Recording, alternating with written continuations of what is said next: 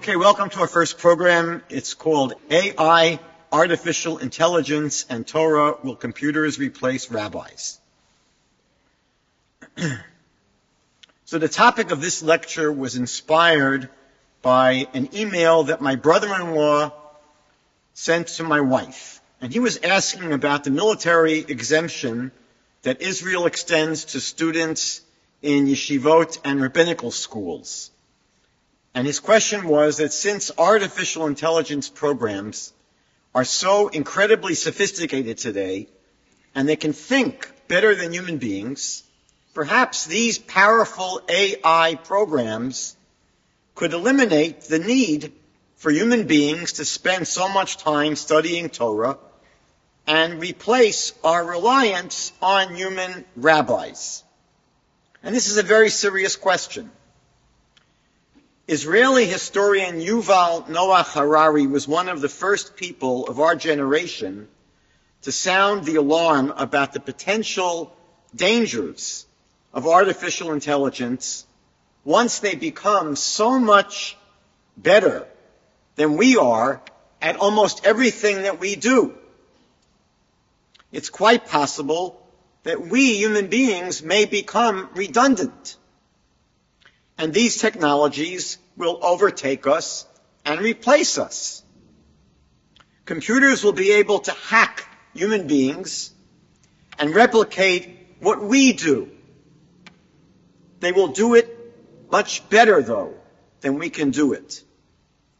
Once computers can create art, diagnose diseases, operate as engineers, better than we can, we won't need human beings who can get sick, who become tired, who require raises in salary, and come to work in a bad mood. We don't need any of these human weaknesses. We'll have perfect computers who work much better than we can work, can do much better than we can do at virtually anything, and with none of the downside. No complaints, no griping. And there's a great danger that all human beings will eventually become useless. There's going to be fewer and fewer areas where we function better than computers. And they will grind us down in these areas as well. In the early days of the development of computers, scientists wondered if they would ever be able to think like a human being and think better than a human being. And one important avenue for testing this became the development of computer programs that could play chess. They figured playing chess is an area where human beings exhibit their intellectual capabilities, and there was a thinking that if they could develop a computer program to play chess better than a human being, that really indicates the potential for artificial intelligence. Alan Turing in England began working on chess-playing computer programs in the 1950s. By the 1960s, students at MIT had already developed chess-playing programs that could beat amateur chess players. In 1968, international chess master David Levy made a bet with AI researcher John McCarthy that no chess computer would be able to beat him in the next 10 years. And indeed, in 1978, Levy played a match with the top chess computing program at the Canadian National Exhibition here in Toronto, and he won. The human being beat the computer. But the 1980s brought in the era of personal computing, personal computers, and chess programs improved dramatically.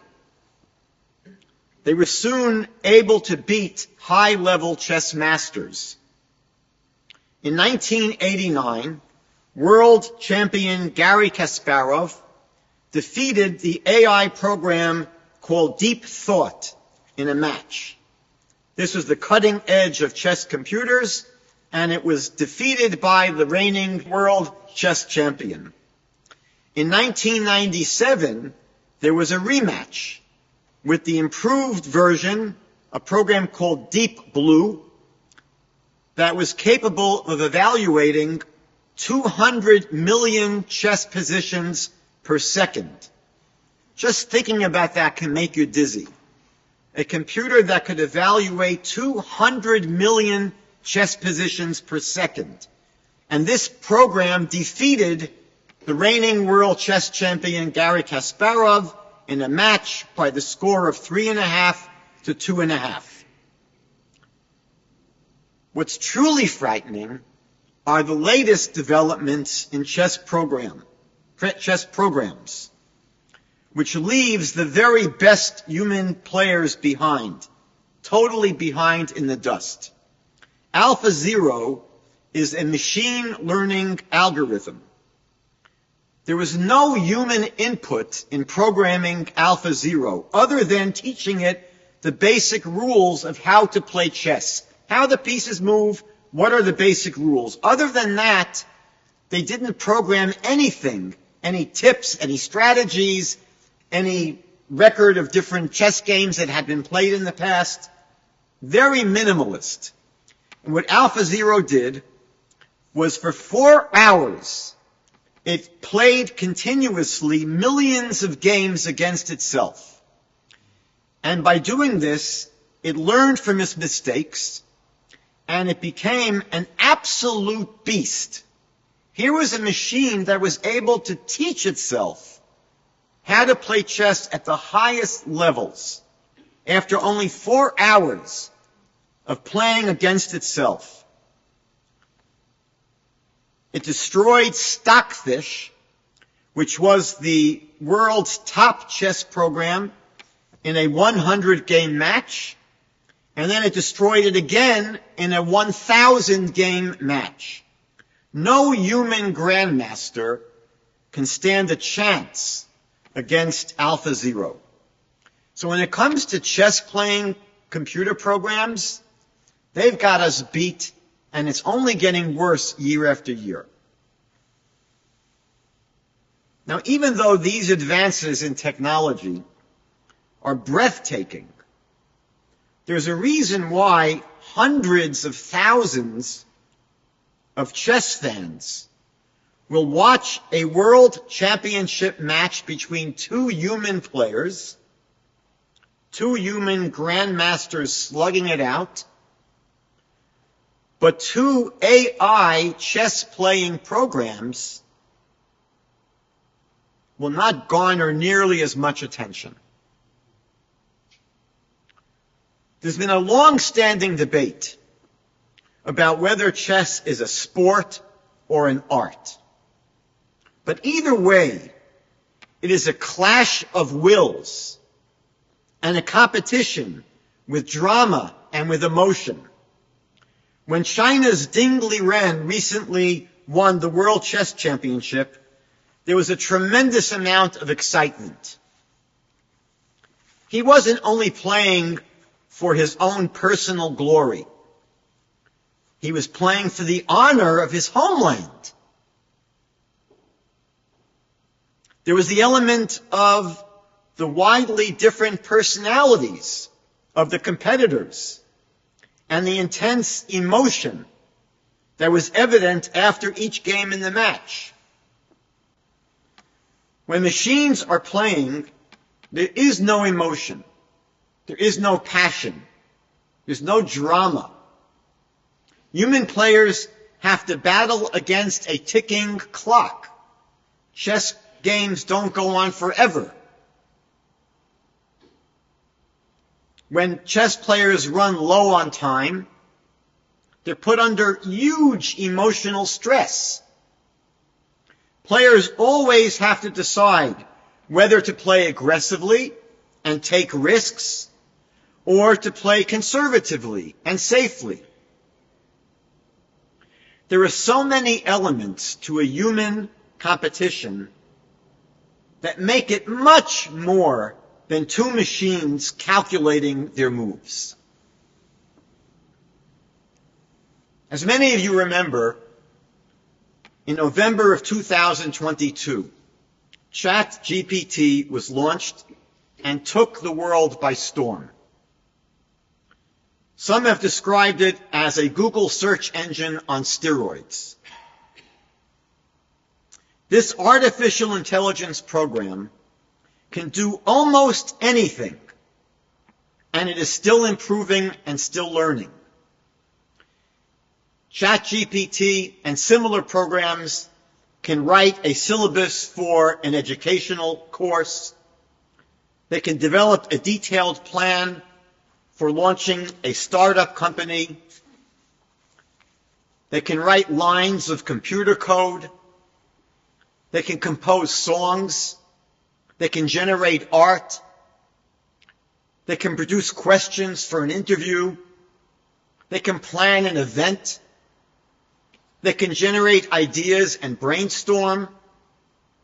They can summarize the latest research on virtually any topic and virtually anything else you can imagine. These bots are able to do.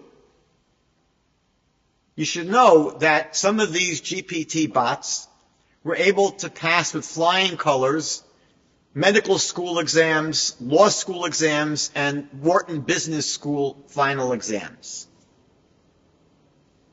Now, being a bit of a technophobe myself, I totally ignored this exciting development until about 4 months ago. My curiosity finally got the better of me, and I decided to give it a whirl. For my maiden voyage at the ChatGPT prompt, I asked it to compose a haiku poem about Aaron Nimzovich. Now, Aaron Nimzovich was a leading exponent of the hypermodern school of chess in the first half of the 20th century. And I thought I would throw this robot a little bit of a curveball. So please compose for me a haiku poem about Aaron Nimzovich. And after less than a minute, it spit out the following. Nimzovich's mind, chessboard dances, strategy, mystic moves, unwind.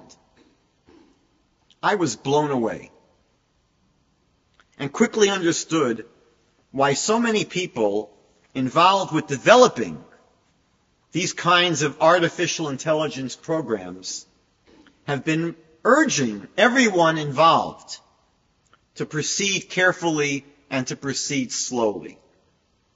As a tool with so much potential and so much power, it didn't take too much imagination to realize there could be a dark side to all of this technology, and it could easily be used by people that have nefarious purposes and agendas. So, to our question tonight, will artificial intelligence chatbots replace rabbis? Will the world eventually see AI programs that have access to all of the information in the world that exists and that can analyze Torah and understand Torah much better than we could ever imagine and we could ever aspire to? So will human yeshivot and human rabbinical schools take a back seat to machine learning Torah scholars? Now, you may already suspect that I probably lean toward the human being in this John Henry kind of struggle. My earliest memory of an encounter with computing technology goes back to around 1968. I was around 15 years old. And I was living at the time in New Jersey. And I would sometimes travel by bus to Manhattan. I don't know if parents now would let a 15-year-old do that anymore. But those are different days. Sometimes I would travel to the New York City Checker and Chess Club. And at other times, I would just wander around with friends. Manhattan was much more interesting than New Jersey. And on one of these jaunts, a friend and I wandered into the showroom of a store selling electronics. And they had a very early model of a desktop calculator where the numbers were displayed electronically, they were lit up. And we decided to try and beat up the machine. So we asked this desktop calculator to divide 7 by 0. And we were, of course, quite amused to watch the calculator go haywire. So let's first discuss the issue of whether AI bots will ever replace rabbis. This, of course, will depend on what rabbis do anyway. That's a question all rabbis are asked. What do rabbis do all week long? You see the rabbi in the synagogue on Shabbat, but what in the world do rabbis do? One of the most important things that rabbis do is to answer questions about Jewish law from lay people. There are many kinds of questions. But you can divide many of these questions into basically two camps. There are simple, straightforward, routine questions where the rabbi is easily able to look up the answer, and if they don't already know it, in any compendium of Torah law, like the Shulchan Aruch, the Code of Jewish Law, or the Mishnah Brura, a more modern work, many people today don't need to ask their rabbis to answer these kinds of straightforward questions if they themselves have these basic guides to Jewish law at home, or they can direct their questions to Rabbi Google. When it comes to truly simple questions, with no ambiguity or no moving parts, rabbis are thrilled not to have to let people know what blessing you make before eating a banana, or when the fast, if there's a fast day, begins, or whether a particular commercial product is kosher. These are the kind of questions which can so easily be looked up. They're not complicated. They're not filled with different factors that complicate them and confuse them. And when you speak to many rabbis, they'll tell you these are the kinds of questions they get bombarded with. Rabbi, is the Eruv up this week? Well, most communities have a website which lets you know. Or the synagogue has a website. There's so much information that people can access on their own. They don't need to bother their rabbi. However, many times questions in Torah law are not simple or straightforward at all. There are often many factors and sub-factors that go into determining what the halacha or what the law will be in a particular situation. When analyzing a difficult question, a person will often not simply consult with any rabbi. They'll consult with a halachic specialist. Halakha, Jewish law, is not like mathematics, where there is only one possible correct answer. Torah law and its determination is an extremely complex practice. A rabbi will usually research 3 general areas. Number 1, they'll go through and analyze all of the relevant primary sources in the Talmud and in the commentaries to the Talmud. Of course, it takes a tremendous amount of knowledge and experience and intuition to know which sources are the relevant sources in any particular case, and which sources need to be analyzed. Number two, the rabbi will examine any relevant rulings or cases of precedents that have been analyzed in codes of Jewish law and in responsa literature. One of the things that's incredible about Torah law is that going back over 1,000 years, is there have been hundreds of thousands of questions submitted to rabbis with their answers published, and these are now available on database programs on the internet. We have access now to literally hundreds and hundreds of thousands of questions that have already been asked to the leading rabbis with their answers. And today, when there's a question that's submitted to a rabbi, they will consult with these areas of precedence. And thirdly, the rabbi will look into any relevant lived practice of Jewish communities, if it has any bearing on the case under consideration. The Torah world is a world not of theory, it's of practice. And if, let's say, there's a rabbi in New York who is asked a question, they're going to just take a look and see what the New York Jews do. What's the actual practice of Jews? These are all three areas that are taken into consideration by a rabbi when confronted with a new situation.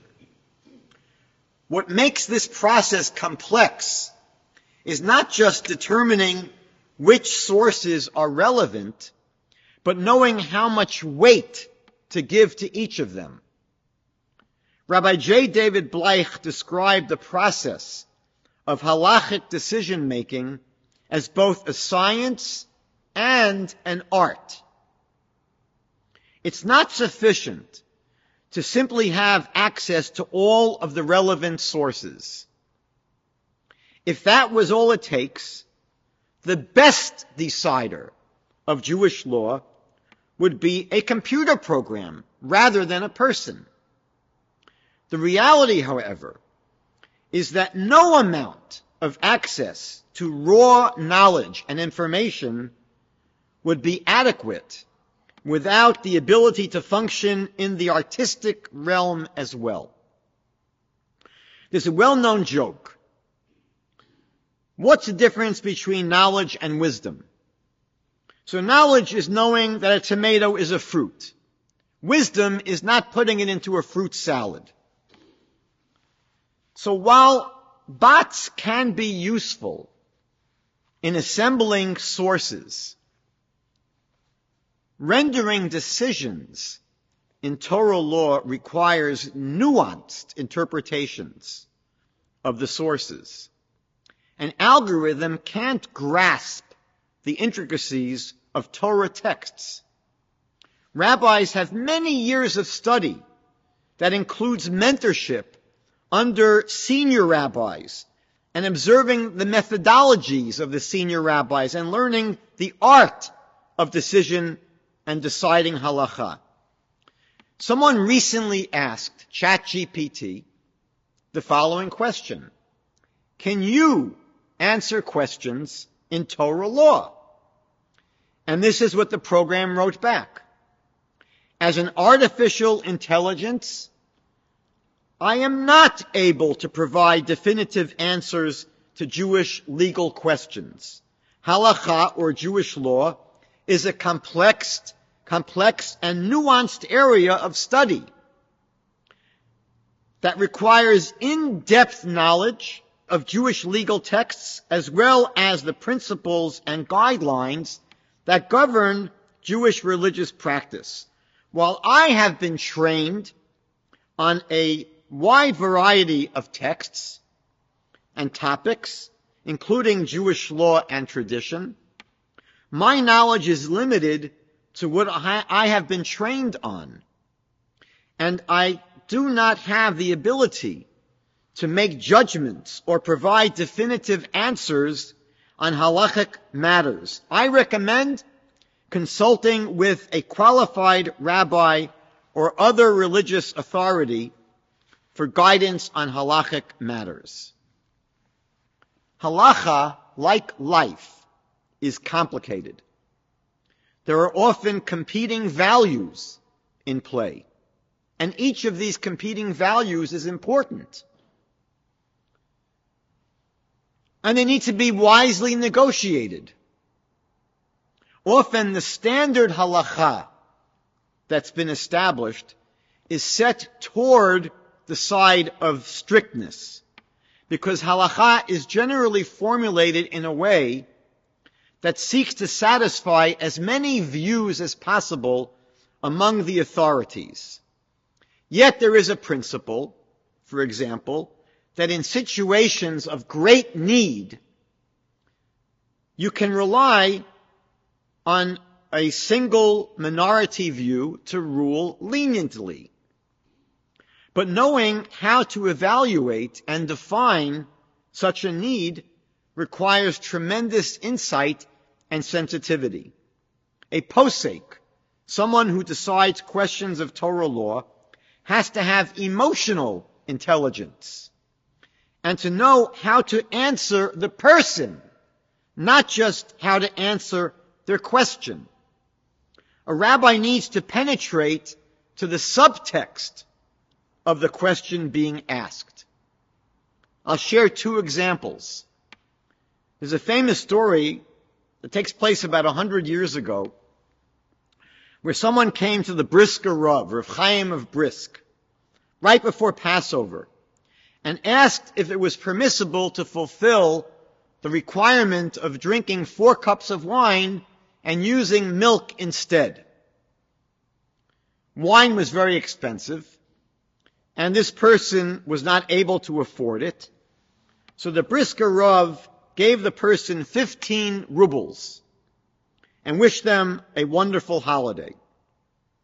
When the person left, the Rav's wife asked why he gave so much money when 3 rubles would have been more than enough to purchase all the wine that they would need for the holiday. Rav Chaim said that if this person was asking and considering using milk instead of wine, it was obvious that they also couldn't have been able to afford meat for the holiday. Because if they could afford meat, they wouldn't consider drinking milk at the Passover Seders. It's prohibited to have milk and meat at the same meal. And since he was able to discern what was really going on in this person's life, he provided the person not just with enough money to buy wine for the holiday, but gave the person enough money to purchase meat for the entire holiday as well. When I was a student at Yeshiva University back in the 1970s, one of my teachers was Rabbi Shlomo Riskin, today the chief rabbi of Efrat. And he told us that he once received a phone call from a woman, an older woman, who said that she accidentally stirred a meat stew. She was making a stew that had meat in it with a spoon normally used for milk. And he asked her a number of questions to determine what was actually going on here. There are many factors that are relevant. For example, when was the last time the spoon was used for milk? How big is the stew? And you have to determine the precise details of the case. And after speaking to her, he told her not to worry, and that both the spoon and the pot and the stew, everything's okay. Have a wonderful meal. A few weeks later, she called back with a very, very similar question. And once again, he told her not to worry, everything's okay.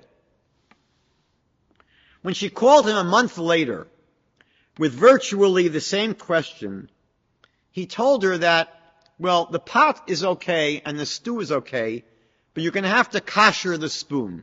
You're going to have to go through a procedure where you immerse the spoon in boiling water to render it kosher again.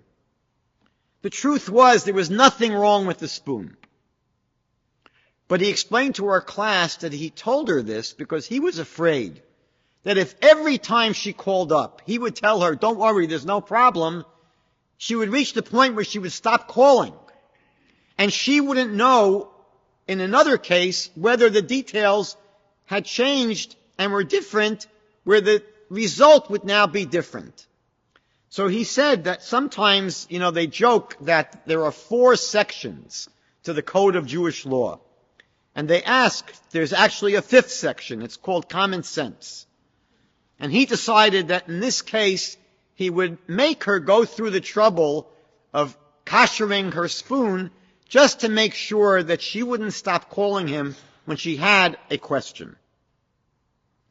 Now, this kind of sensitivity is not the result of having access to all the available literature and information in the world. This kind of shaped personality and sensitivity is based upon a deep relationship that one has developed with one's mentor. The Talmud actually teaches that the serving of a Torah mentor is even greater than actually learning Torah from them. This is why Joshua became the successor of Moses. Aaron's sons also learned the same information from Moses that Joshua did. But Joshua was someone who personally attended to Moses. He didn't leave his side. He spent all of his time with Moses, observing him and being in his presence. There's a certain quality of personal development that you're able to get from watching a great Torah sage. The Hasidim would say that they would travel to Mezerich to watch how the Maggid of Mezerich would tie his shoes. There's also a spiritual element to what happens when Torah is decided. It's something that a scholar has that a computer will never have. Because the Torah scholar has a personal relationship with God. The Torah scholar prays to God anytime they have to render a decision. He prays for divine assistance.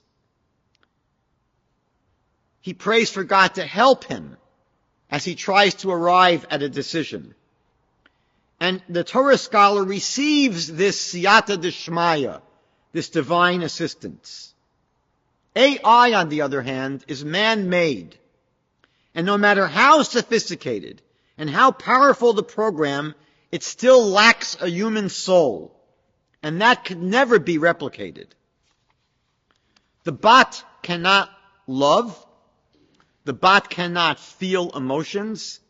The bot cannot dream. The bot cannot appreciate the Torah. The bot cannot be inspired by the Torah. In Psalm 19, King David writes beautifully that the Torah of the Lord is perfect. It restores the soul. The orders of the Lord are upright, gladdening the heart. The commands of the Lord are clear, enlightening the eyes.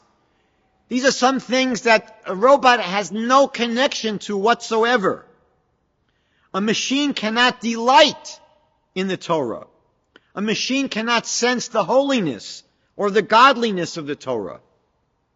We're told in the Shema, in Deuteronomy chapter 6, to place the Torah upon our hearts, not only in our heads. This is an element of Torah that machines cannot relate to. Now, obviously, even with access to AI as a tool, we as individuals can never cease studying Torah. There's an element to Torah study that goes beyond simply having all the knowledge available to us. The Talmud in Tractate Nida 30b teaches that as the fetus is developing within its mother, an angel teaches it the entire Torah. And as soon as it emerges into the world, an angel strikes it on the upper lip, causing the fetus to forget everything. While the Torah remains within us on a subconscious level, we have to spend the rest of our lives working very hard to retrieve the Torah. The book of Job expresses this in chapter 5, verse 7. It says, a person is born to labor. King David in Psalm chapter 1 says that we're supposed to contemplate God's Torah day and night. This serious engagement with Torah allows us to internalize the Torah, and it becomes part of us.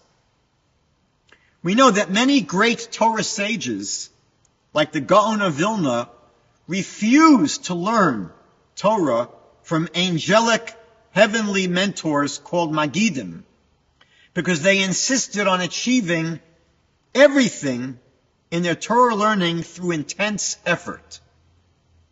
There's an old expression, if you don't use it, you will lose it. And we see right now how handing over so many areas of our lives to computers and AI programs results in a loss of our skills in those areas. From spelling to map reading, every time we relinquish these skills and let a computer do it for us, we lose. The more we end up relying on bots for our Torah knowledge, the more disconnected we become from Torah. It becomes very transactional, where we turn to AI because it supposedly has all the information and all of the knowledge. But this puts a premium on memory horsepower and raw computing power while ignoring less quantifiable factors that might be even more important. Let me share with you an example. When the Talmud doesn't have a definitive answer to a question under discussion, it will sometimes conclude the discussion by saying teku. Now this basically means let it stand. There's a discussion in the Talmud, a debate between the sages, and if there's no resolution, they'll end by saying teku, let it stand. Some people say that teku is an acrostic for Tishbi, Yetaret, Kushiot, Ve'abayot. That the Tishbite, the man from Tishbi, referring to Elijah the prophet, he will answer these difficulties and questions. And we know that Elijah will return just before the coming of the Messiah. So Rabbi Levi Yitzchak Berditchev, an 18th century Hasidic master, in his work called the Kedushas Levi, he asked the following question. If we're talking about messianic times, when Elijah is going to come back, and the Talmud says, how are these questions going to be resolved?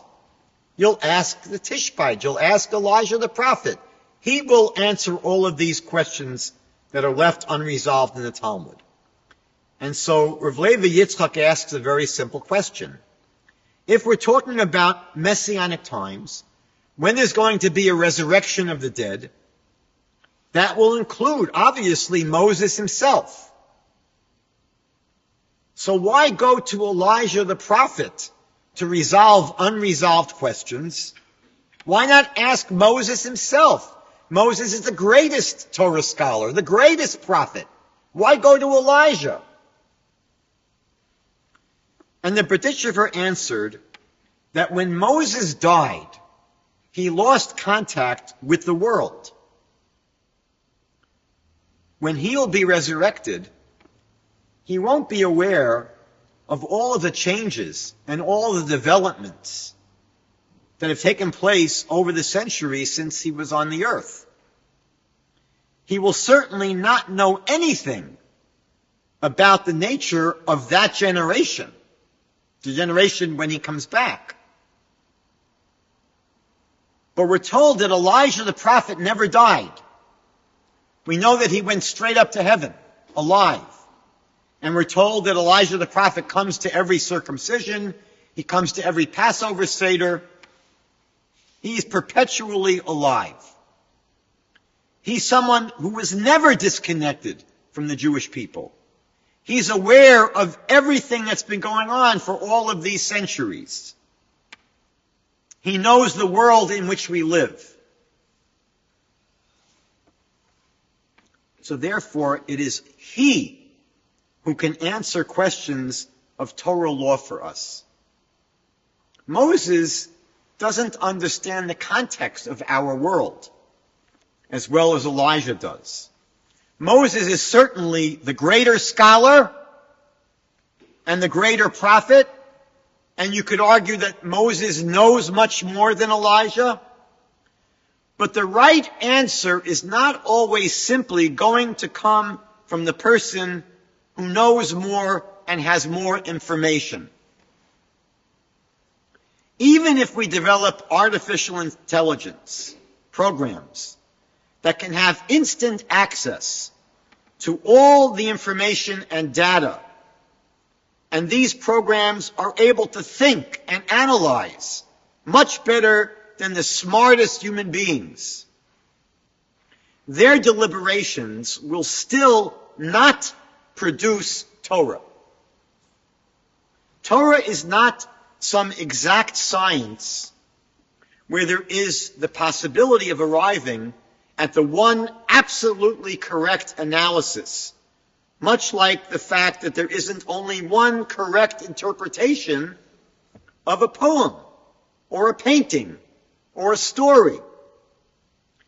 We must understand that just as God placed man in a physical world and charged us to work it and to guard it and to perfect it and develop it, that's what God says to human beings when he placed us in the world. God also gave Israel the Torah and placed us in charge of figuring it out.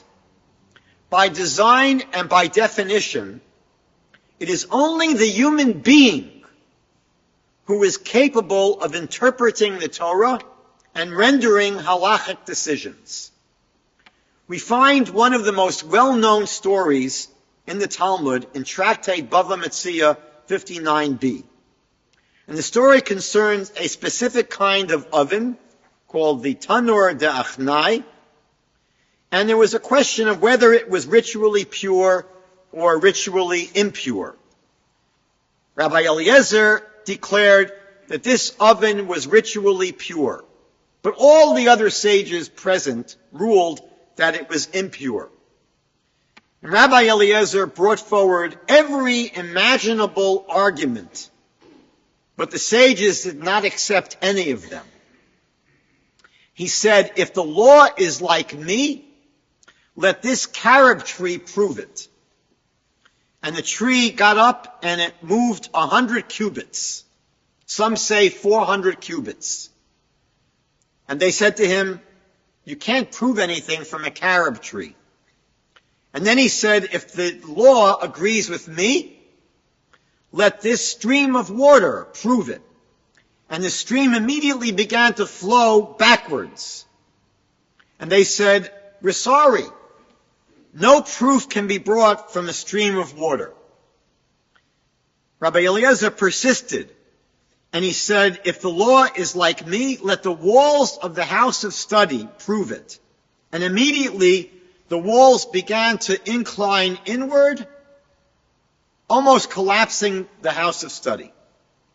Rabbi Yehoshua rebuked the walls and said, when scholars are engaged in a halachic debate, why do you interfere? And the wall didn't cave in. Finally, Rabbi Eliezer said, if the law is with me, let it be proven from heaven. At that moment, a heavenly voice cried out, why do you dispute with Rabbi Eliezer? Because on all matters the law is like him. Rabbi Yehoshua got up, and quoting from Deuteronomy chapter 30, verse 12, he cried out, Lo b'shamayim hi! It is not in heaven. The Torah is no longer in heaven, he said. And Rabbi Yirmiyah explained what he meant. Rabbi Yirmiyah explained that since God gave the Torah at Mount Sinai and empowered the sages to resolve disputes, we don't pay attention to heavenly voices. And God commanded us at Mount Sinai to follow the rulings of the majority.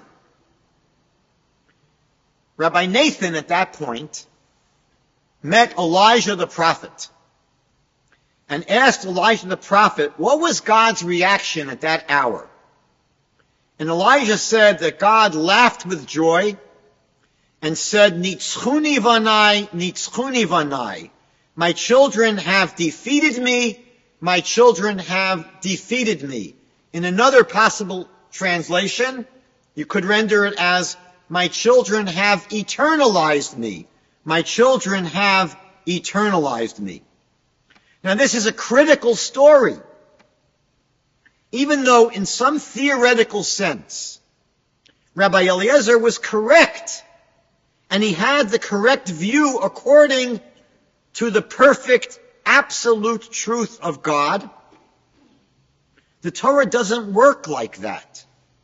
Torah, by God's design, is to be worked out in the human realm by flesh and blood Torah scholars.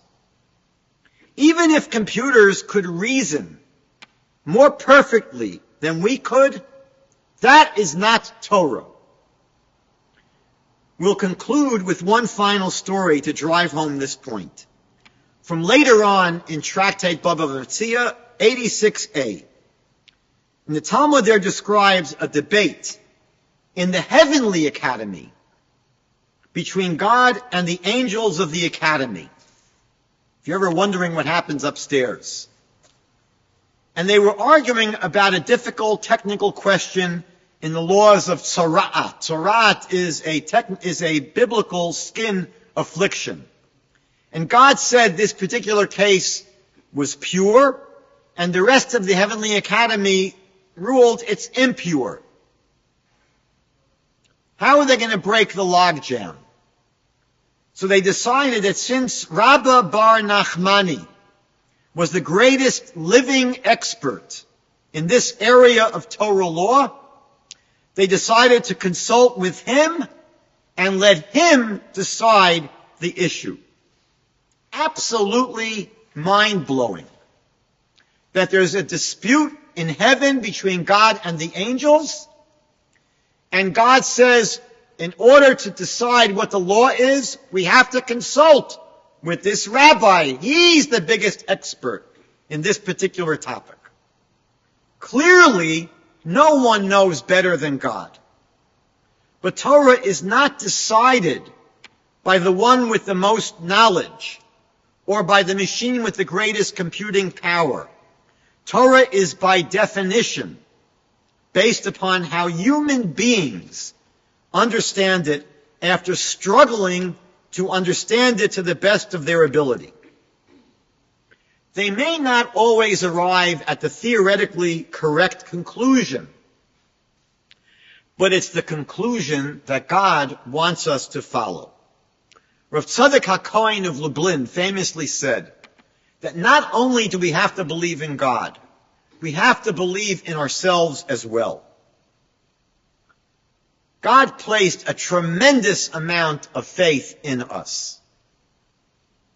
He entrusted us with His precious Torah. We all know that a parent can always choose to do their children's homework for them. A parent wants the child to get the right answer. A parent can always step in and never let their children fail. But God has tremendous faith in us. And He entrusted His holy Torah into our hands to study and to learn and to seek to understand the Torah to the best of our human abilities. We will never be replaced by machines.